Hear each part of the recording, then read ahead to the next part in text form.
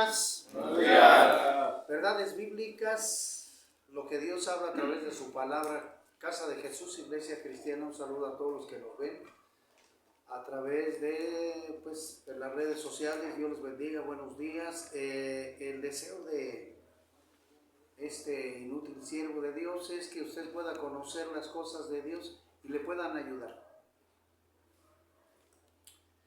La Biblia es un manual de vida que nos instruye, nos enseña, nos da consejos, como lo dice la segunda carta a Timoteo acertadamente el apóstol Pablo. Toda la escritura es inspirada por Dios, útil para enseñar, para corregir, para instruir en justicia, a fin de que el hombre de Dios esté enteramente preparado para toda buena obra. Y a través de la Biblia vemos nosotros historias que el fin de Dios a través de estas es que nos puedan transformar, que nos puedan ayudar a ser mejores personas. A que nosotros entendamos que la palabra de Dios es el alimento para que nosotros fortalezcamos nuestro espíritu,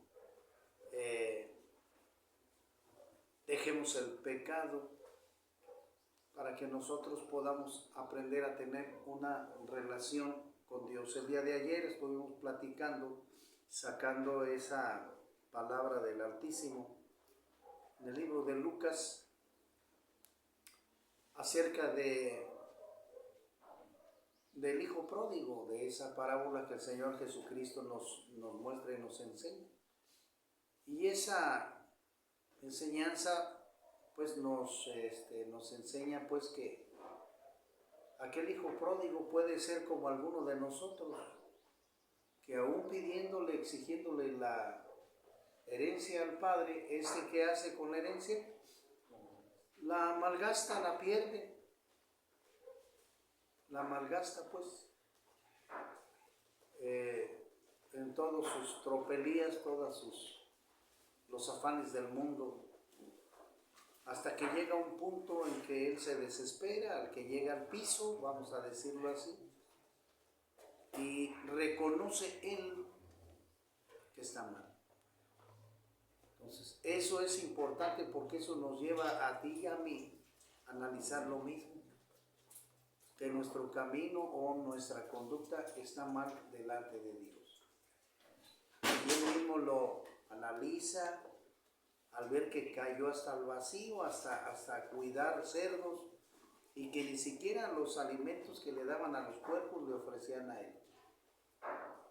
Y él hace un análisis profundo de su propia vida, de su propia existencia, al pensar y decir, bueno, en la casa de mi padre yo tenía todo, hermano, y mira, la decisión que tomé fue mala. He pecado contra el cielo y contra mi padre.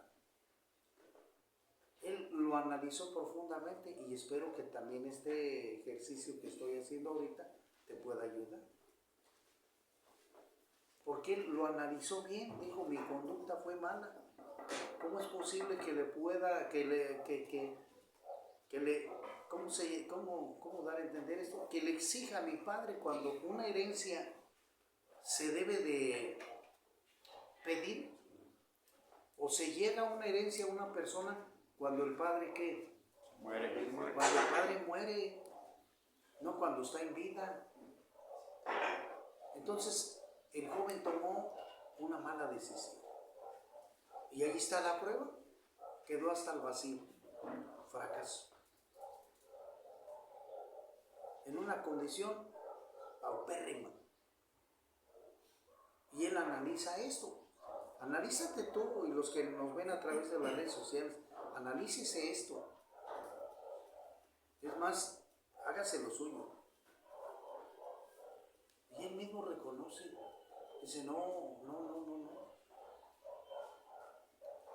He caído en la miseria. Mañana me levantaré. Fíjate, ahí es donde empieza el despertar espiritual. Mañana me levantaré y le diré a mi padre que he pecado contra el cielo, o sea, contra Dios y contra él, por haberlo desobedecido. se duerme y en la mañana siguiente tempranito, ahí va a la casa de su padre. Y el padre, movido a misericordia, como dice la Escritura, lo ve de lejos y pues lo abraza, aún estando en esas condiciones, pestilente y mugroso y todo eso. El padre, ¿qué? Lo abraza, lo besa, lo manda a bañar, que le cambien, le pongan zapatos, le pongan un anillo que representa una familia de alta categoría, etcétera, etcétera. Y manda a hacer un corderito, vamos, una comida especial, una fiesta. Y este padre le dice a su hijo el mayor, puesto que el hijo mayor no estaba de acuerdo. Y tenía razón, porque había gastado su fortuna. Y venía seguramente a gastar la de su padre y la de su hermano, mas sin embargo no era así. Y el padre pues finalmente le dice, mira hijo, todo lo que está aquí te pertenece a ti, pero tu hermano muerto estaba y ha vuelto a vivir. ¿Qué quiere decir esto? Que espiritualmente estaba mal.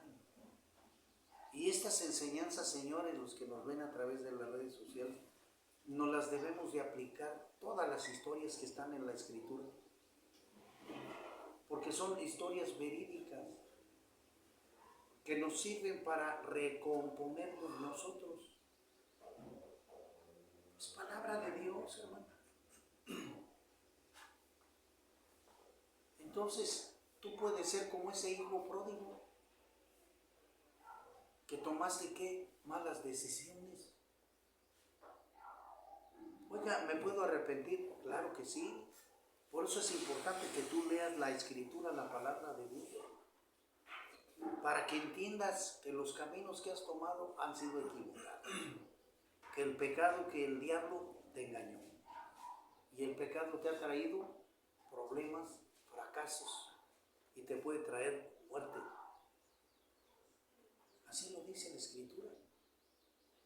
Por eso es importante que usted lea la Escritura, aprenda. El Señor Jesucristo lo dijo ahí en Juan 8:32, y conoceréis la verdad, y la verdad os hará libres. Entonces es necesario, querido amigo, que dependamos de la palabra de Dios. Lógicamente el diablo, que es el Dios de este mundo, no le va a gustar eso, porque al irte del diablo, te vas a ir con Dios, y es lo que no quiere el diablo, que te le vayas. Aquellos que practican adulterio, fornicación, inmundicia, lascivia, que fuman cigarros, y digo muchas veces cigarros porque el mundo ya le agarró hasta gusto, piensa que es chido, ya está hasta de moda. Toda la gente en el centro fuma y fuma, como si fuera una cosa para aplaudir, igual el tatuaje. Y son maldiciones que matan del diablo. Nomás que la gente que no ve las Escrituras no lo sabe, están engañados por el diablo. Por eso es importante leer las Escrituras, leer la palabra de Dios. Y eso se lo decía yo a mi hermano el mayor, el médico, ponte a estudiar la Biblia, pero de una manera seria. No nomás saques conclusiones a tu sabiduría personal. No, Señor, no se trata de eso. Debemos de conocer la Escritura. Y la Escritura fue dada para todos los hombres, no para una cantidad especial nada más, para una religión, no. El Señor Jesucristo fundó una iglesia, y la iglesia son todos los hombres que confían en Cristo y conocen su palabra. Esa es la iglesia. Porque el templo, sí, hay muchísimos templos. Es decir, estamos hablando de ¿cómo se llama? De la estructura. Sí, gracias. De la estructura, ese es el templo, pero la iglesia son todos aquellos hombres que confían en Dios. Amén. Y esos fueron los que fundó el Señor Jesucristo, a través de conocer su palabra, desde Génesis hasta Apocalipsis. No es que haya muchas iglesias, no, hay solamente una. Eso que dicen que testigos de Jehová, que mormones, que católicos, no.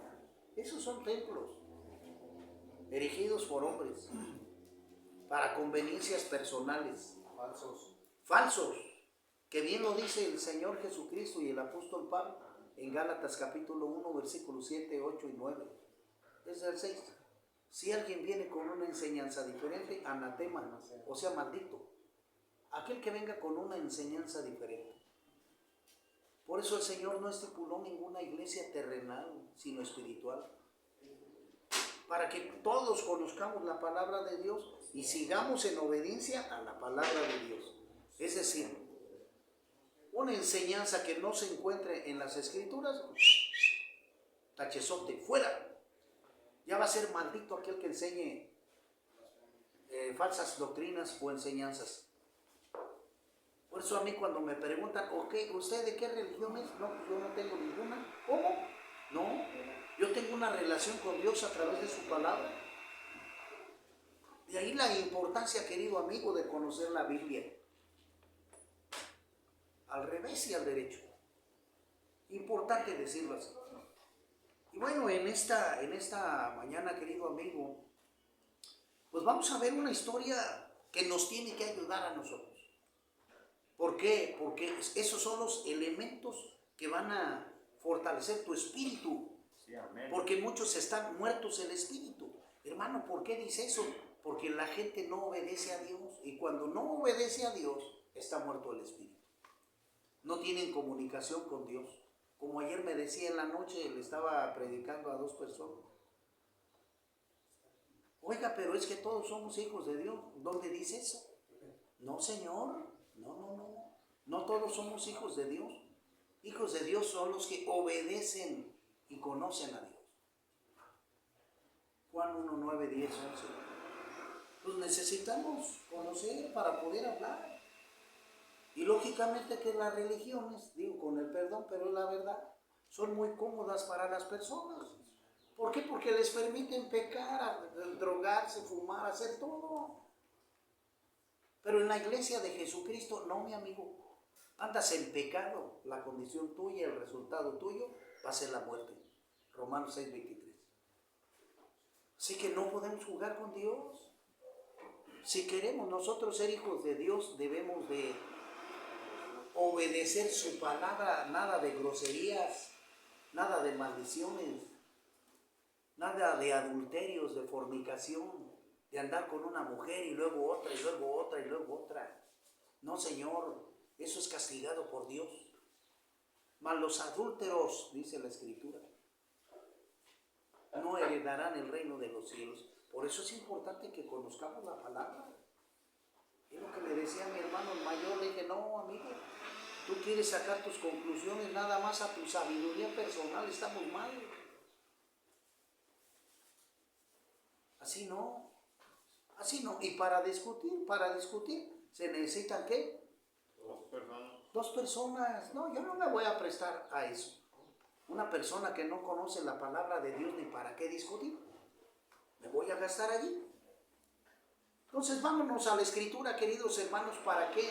Pues para que nos enseñe Dios lo que tenemos que hacer, Luis. Amén. Lo que debemos de hacer. Para los que están allá afuera, que no conocen al Dios verdadero de la Biblia. Y los que están aquí adentro. Para que vayan madurando. Y esto nos sirve para eso. Para madurar, para dejar el pecado, como le pasó al hijo pródigo. Lo que no hizo el rico, en el siguiente parábola del rico y Lázaro. El rico, por no obedecer a Dios, por no darle la gloria a Dios, se fue ¿a dónde? Al infierno. Y de ahí ya no salió. Por eso te digo, no hagas malas decisiones, querido amigo, porque te vas a encontrar en el infierno. El Señor Jesucristo habló más de 30 veces del infierno, amigo, y es real. Y si debemos o queremos cambiar, necesitamos hacerlo ahorita. Ahorita. Ya lo he dicho yo. Solamente hay una puerta que se te va a cerrar y jamás se va a abrir otra vez, que es la de tu ataúd. Así que piénsalo bien.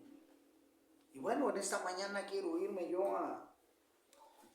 a Primera de Samuel capítulo 17, queridos amigos, donde nos enseña la palabra poderosa, la historia real de David. De David. Dice así la escritura, la poderosa palabra de Dios.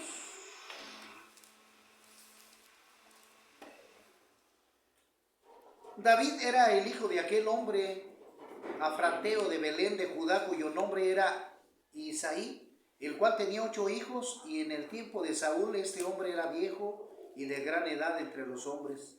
Y los 3 hijos mayores de Isaí habían ido para seguir a Saúl a la guerra, y los hombres de sus 3 hijos que habían ido a la guerra eran Eliab, el primogénito, el segundo Abinadab y el tercero Sama. Y David era el menor. Siguieron pues los 3 mayores a Saúl, al rey Saúl, estamos hablando del rey Saúl.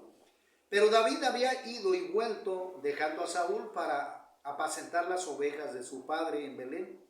Venía pues aquel filisteo por la mañana y por la tarde, y así lo hizo durante 40 días.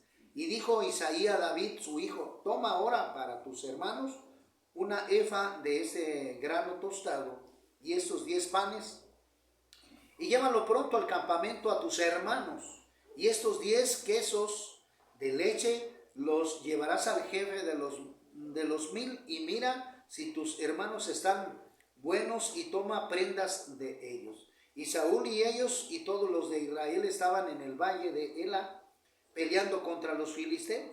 Se levantó pues David de mañana, y dejando las ovejas al cuidado de un guarda, se fue con su carga como Isaí le había mandado, y llegó al campamento cuando el ejército salía en orden de batalla y daba el grito de combate. Y se pusieron en orden de batalla Israel y los filisteos, ejércitos frente a ejército. Entonces David dejó su carga en mano de aquel guarda, el badaje, y corrió al ejército, y cuando llegó preguntó por sus hermanos si estaban bien. Mientras él hablaba con ellos, he aquí que aquel paladín que se ponía en medio de los 2 campamentos, que se llamaba Goliat, el filisteo de Gat, salió de entre las filas de los filisteos y habló las mismas palabras, y las oyó David. Y todos los varones de Israel que veían a aquel hombre huían de su presencia y tenían gran temor. Cada uno de los de Israel decía: ¿no habéis visto aquel hombre que ha salido? Él se adelanta para provocar a Israel. Al que le venciere, el rey le enriquecerá con grandes riquezas, y le dará su hija, y examinará de tributos a la casa de su padre en Israel. Entonces habló David a los que estaban junto a él, diciendo: ¿qué harán al hombre que venciera a este filisteo? Y quitaré el oprobio de Israel, porque ¿quién es este filisteo incircunciso para que provoque a los escuadrones de Dios viviente? Y el pueblo le respondió las mismas palabras, diciendo: así se hará al hombre que le venciere. Y oyendo hablar Eliab, su hermano mayor, con aquellos hombres, se encendió en ira contra David y dijo: ¿para qué has descendido acá? ¿Y a quién has dejado a aquellas pocas ovejas en el desierto? Yo conozco tu soberbia y la malicia de tu corazón, que para ver la batalla has venido. David respondió: ¿qué he hecho ahora? ¿No es esto mero hablar? Y apartándose de él hacia otros, preguntó de igual manera, y le dijo al pueblo la misma respuesta de antes. Fueron oídas las palabras que David había hecho, y las refirieron delante de Saúl, y él lo hizo venir. Y dijo David a Saúl: no desmaye el corazón de ninguno a causa de él. Tu siervo irá a pelear contra ese filisteo. Dijo Saúl a David: no podrás tú ir contra aquel filisteo para pelear con él, porque tú eres muchacho, y él es un hombre de guerra desde su juventud. David respondió a Saúl: tu siervo era pastor de las ovejas de su padre, y cuando venía un león o un oso y tomaba algún cordero de la manada, salía yo tras él y lo hería y lo libraba de su boca. Y si levantaba contra mí, yo le echaba mano de la quijada y lo hería y lo mataba. Fuese león, fuese oso, tu siervo lo mataba. Y ese filisteo incircunciso será como uno de ellos, porque ha provocado al ejército del Dios viviente. Añadió David: Jehová, que me ha librado de las garras del león y de las garras del oso, él también me librará de la mano de este filisteo. Y dijo Saúl a David: ve, y Jehová esté contigo. Y Saúl vistió a David con sus ropas y puso sobre su cabeza un casco de bronce y le armó de coraza. Y ciñó David su espada sobre sus vestidos y probó a andar, porque nunca había hecho la prueba. Y dijo David a Saúl: yo no puedo andar con esto, porque nunca lo practiqué. Y David echó de sí aquellas cosas y tomó cayado en su mano y escogió 5 piedras lisas del arroyo y las puso en el saco pastoril, en el zurrón que traía, y tomó su honda en su mano y se fue hacia el filisteo. Y el filisteo venía andando y acercándose a David y su escudero delante de él. Y cuando el filisteo miró y vio a David, le tuvo en poco, porque era muchacho y rubio y de hermoso parecer. Y dijo el filisteo a David: ¿soy yo, perro, para que vengas a mí con palos? Y maldijo a David por sus dioses. Dijo luego el filisteo a David: ven a mí y te daré tu carne a las aves del cielo y a las bestias del campo. Entonces dijo David al filisteo: tú vienes a mí con espada y lanza y jabalina, mas yo vengo a ti en el nombre de Jehová de los ejércitos. Perdona, hermano, perdóname. El Dios de los escuadrones de Israel, a quien tú has provocado. Jehová te entregará hoy en mis manos, y yo te venceré, y te cortaré la cabeza, y daré hoy los cuerpos de los filisteos a las aves del cielo, a las bestias de la tierra. Y toda la tierra sabrá que hay Dios en Israel. Gloria a Cristo Jesús. Amén. Amén. Poderosa palabra de Dios. Porque sabemos, no lo terminé, bueno, déjelo terminar. Y sabrá toda esta congregación que Jehová no salva con espada y con lanza, porque de Jehová es la batalla, y él os entregará en nuestras manos. Y aconteció que cuando el filisteo se levantó y echó a andar para ir al encuentro de David, David se dio prisa y corrió a la línea de batalla contra el filisteo. Y metiendo David su mano en la bolsa, tomó de allí una piedra y la tiró contra la honda, e hirió al filisteo en la frente, y la piedra quedó clavada en la frente y cayó sobre su rostro en tierra. Así venció David al filisteo con honda y piedra, e hirió al filisteo y lo mató, sin tener David espada en su mano. Entonces corrió David y se puso sobre el filisteo, y tomando la espada de él, sacándola de su vaina, lo acabó de matar y le cortó con ella la cabeza. Y cuando los filisteos vieron a su paladín muerto, huyeron. Gloria a Dios. Amén. Palabra poderosa de Dios. Discúlpenme pues si de momento yo me llegó esto al corazón, porque Luis, poderosa es la palabra de Dios. Sí, amén. Y estamos hablando de un joven, pues 16, 17 años, que estaba contra un gorila que medía más de 5 metros. Mas sin embargo, David, ¿qué? Sabía que tenía a Dios de su lado, al Dios de Israel. Y David no se intimidó de ver aquel grandulón. ¿No lo asustó? Hermano, ¿cómo puede esta enseñanza ayudarnos a nosotros? Que si tú pones la confianza en Dios totalmente, Dios te va a dar la fortaleza para que venzas a esos David que tú tienes, la droga, el alcohol, el cigarro, la idolatría, la ceguera espiritual, las cadenas del diablo. Tú lo puedes hacer si confías en Dios y le entregas tu vida al Señor. Así como lo hizo David. No se intimidó David. Confió totalmente en ese Dios todopoderoso, que es el que gana todas las batallas, que es el que vence. Y yo me estremezco en mi corazón porque yo puedo decir lo mismo. El Señor me ha permitido vencer todas las artimañas del diablo, todas las batallas que yo he tenido. Las he vencido, pero gracias a Dios. Sí, amén. Gracias a Dios. Lo digo así con orgullo, con alegría.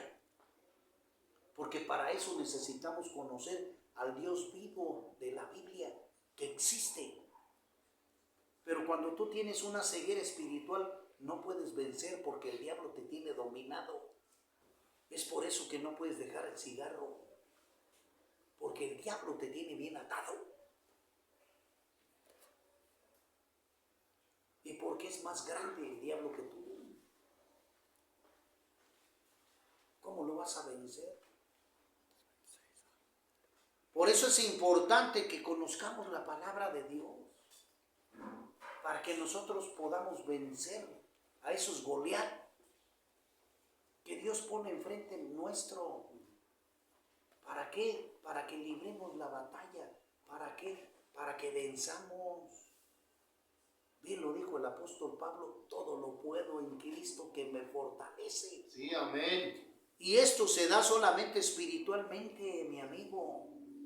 Pero te vuelvo a repetir, si no conocemos las Escrituras para dar ese paso de fe. Porque déjame decirte una cosa, Luis, o sea, no nomás es cosa de conocer las Escrituras, practicarlas en nuestra vida. Si hacemos eso, vamos a vencer. Pero claramente que si tú no sabes cómo trabaja la fe, no vas a vencer nunca, vas a ser presa fácil del diablo. ¿Qué dice Hebreos 11:1? Hebreos 11:6. Es pues la fe, la certeza de lo que se espera, la convicción de lo que no se ve. Entonces la fe debe de trabajar con conocimiento de la Escritura, no poniendo la confianza en monos, en ídolos, como hacen los católicos, en vírgenes. Eso es del diablo, Señor. Eso no enseña la Escritura. ¿Y qué dice en el 6? Porque sin fe es imposible agradar a Dios. Por eso es importante, Luis, que el creyente tenga conocimiento de la palabra de Dios para poder después vivir la misma palabra, porque Dios te va a ir diciendo qué debes de hacer. Pero para esto tú necesitas desear caminar con Dios.